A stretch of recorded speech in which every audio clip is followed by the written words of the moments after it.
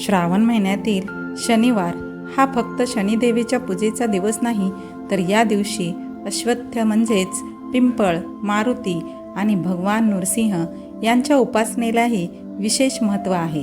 असे मानले जाते की श्रावणी शनिवारी श्रद्धेने पूजा, व्रत आणि कथा ऐकल्याने शनिदोषाची पीडा कमी होण्यास, संकटापासून संरक्षण मिळण्यास आणि घरात सुख समृद्धी नांदण्यास आध्यात्मिक आधार मिळतो.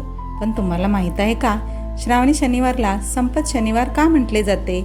पिंपळ आणि मारुतीची पूजा एकत्र का केली जाते? नृसिंह पूजनाचे या दिवसाशी काय संबंध आहे? आणि या दिवसाची अशी कोणती व्रतकथा आहे जिच्यामुळे एक साध्या सुनेच्या सेवाभावामुळे तिच्या घरात अन्नधान्याची समृद्धी आली? आजच्या या व्हिडिओमध्ये आपण श्रावणी शनिवारचे महत्त्व, पूजाविधी, नैवेद्य, व्रताचे नियम आणि संपूर्ण व्रतकथा अगदी सोप्या भाषेत जाणून घेणार आहोत. म्हणून हा व्हिडिओ शेवटपर्यंत नक्की पहा. जय नृसिंह, जय हनुमान, जय शनिदेव आणि असे कमेंटमध्ये लिहा. श्रावणी शनिवार म्हणजे काय? श्रावण महिन्यातील प्रत्येक शनिवार धार्मिकदृष्ट्या महत्त्वाचा मानला जातो. या दिवशी शनिदेवासोबत मारुती आणि भगवान विष्णूच्या नृसिंह रूपाची उपासना करण्याची परंपरा आहे. काही परंपरांमध्ये या दिवसाला अश्वत्थ मारुती शनिवार किंवा संपत शनिवार असे संबोधले जाते. भक्त श्रद्धेने व्रत, पूजा, नामस्मरण आणि दानधर्म करतात. अश्वत्थ म्हणजे पिंपळ. पिंपळाच्या वृक्षाला हिंदू धर्मात अत्यंत पवित्र मानले जाते. पिंपळाच्या वृक्षाशी भगवान विष्णूचे संबंध मानले जातात. त्यामुळे श्रावणी शनिवारी पिंपळाचे पूजन करण्याची प्रथा अनेक ठिकाणी आहे. पिंपळाला प्रदक्षिणा घालून मनोभावे प्रार्थना केली जाते. अश्वत्थ मारुती पूजनाचे महत्त्व जाणून घेऊया. पिंपळ आणि मारुतीची एकत्र पूजा करण्याची परंपरा काही महाराष्ट्रात धार्मिक रूढींमध्ये आढळते. मारुतीला शनिदेवेच्या पीडेपासून संरक्षण देणारा देव मानला जातो. त्यामुळे शनिवारी मारुतीचे दर्शन आणि उपासना केली जाते. श्रद्धेनुसार संकटे, भीती आणि अडथळे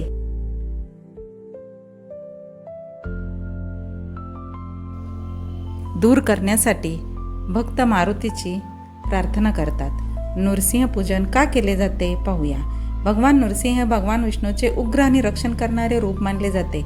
भक्त प्रल्हादाचे रक्षण करण्यासाठी भगवान विष्णूंनी नृसिंह अवतार धारण केला अशी पुराणकथा आहे. त्यामुळे नृसिंह देवाला संकटापासून रक्षण करणारे दैवत म्हणून भक्तिभावाने पूजले जाते. श्रावणी शनिवारी नृसिंहाचे स्मरण करून घरातील अडचणी दूर होण्यासाठी प्रार्थना केली जाते. संपत शनिवार म्हणजे काय? तर काही प्रादेशिक पारंपरिक श्रावणी शनिवारला संपत शनिवार असे म्हटले जाते. संपत म्हणजेच संपत्ती, समृद्धी आणि भरभराट. या दिवशी श्रद्धेने पूजा, व्रत केल्याने घरात सुख समृद्धी राहावी अशी भक्तांची भावना असते. मात्र पूजा ही केवळ धनप्राप्तीसाठी न करता श्रद्धा, सदाचार आणि कृतज्ञतेने करणे महत्त्वाचे आहे. श्रावणी शनिवारची सकाळची तयारी पाहूया. सकाळी लवकर उठावे, स्नान करून स्वच्छ वस्त्रे परिधान करावीत, घरातील देवघर स्वच्छ करावे, दिवा आणि धूप लावावा, आपल्या कुलदैवताचे आणि इष्टदेवतेचे स्मरण करावे. त्यानंतर पिंपळ, मारुती किंवा नृसिंह मंदिरात जाऊन पूजा करावी. पिंपळ पूजन विधी. पिंपळाच्या झाडाखाली स्वच्छता ठेवावी.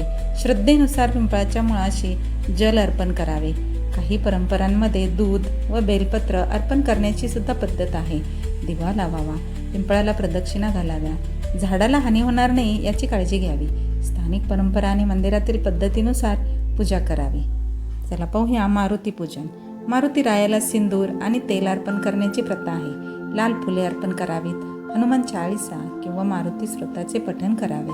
ओम हनुमते नमः या मंत्राचा जप करावा. मनातील भीती, चिंता आणि संकटे दूर व्हावीत यासाठी प्रार्थना करावी. हात जोडून कुटुंबाच्या सुख शांतीसाठी प्रार्थना करावी. नृसिंह पूजन म्हणजे भगवान नृसिंहाची प्रतिमा किंवा मूर्ती असल्यास तिची पूजा करावी. चंदन, हळद, फुले आणि नैवेद्य अर्पण करावा. घरच्या परंपरेनुसार नृसिंह मंत्र किंवा विष्णू नामस्मरण करावे. भक्त प्रल्हादाप्रमाणे श्रद्धा आणि धैर्य ठेवण्याची प्रार्थना करावी. नैवेद्यासाठी परंपरेनुसार, प्रदेशानुसार नैवेद्यात फरक असू शकतो. काही ठिकाणी तांदळाची खिचडी, तिळाचे पदार्थ, पालेभाजी, घरातील सात्विक पदार्थ नैवेद्य म्हणून अर्पण केले जातात.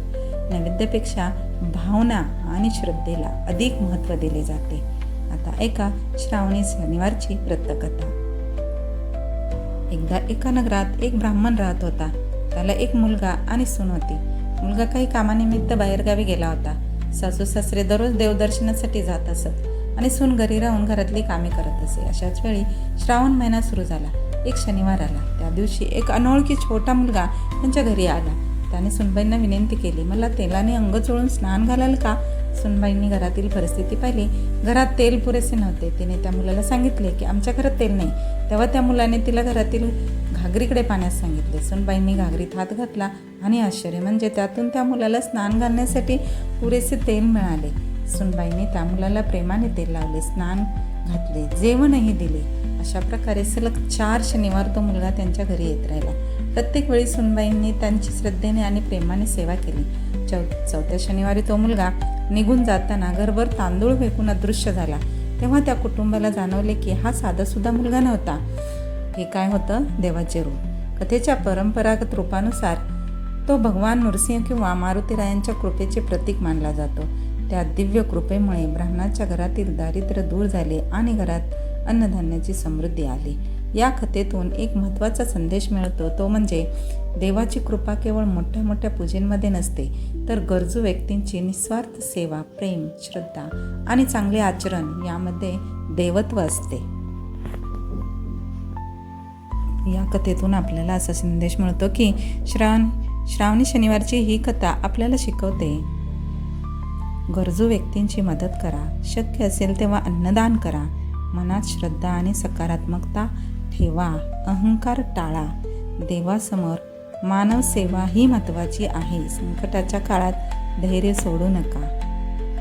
पाहूया शनिदेवासाठी काय करावे. शनिदेवाचे मनोभावे स्मरण करावे, मारुती मंदिरात दर्शन घ्यावे, काळे तीळ किंवा आवश्यकतेनुसार दान करावे, गरजू व्यक्तीला अन्नदान करावे, कोणालाही त्रास देऊ नये, प्रामाणिकपणे आणि संयमाने जीवन जगण्याचा संकल्प करावा आणि शेवटी प्रार्थना करावी, हे भगवान नृसिंह देवा, आमच्या कुटुंबाचे सर्व संकटांपासून रक्षण करा. हे मारुतीराया, आम्हाला धैर्य, शक्ती आणि बुद्धी द्या. हे शनिदेवा, आमच्याकडून झालेल्या चुका क्षमा करा आणि आमच्या जीवनात न्याय, संयम आणि समृद्धी द्या. आमच्या घरात सुख, शांती, आरोग्य आणि समाधान नांदो. सर्वांच्या जीवनात मंगल हो.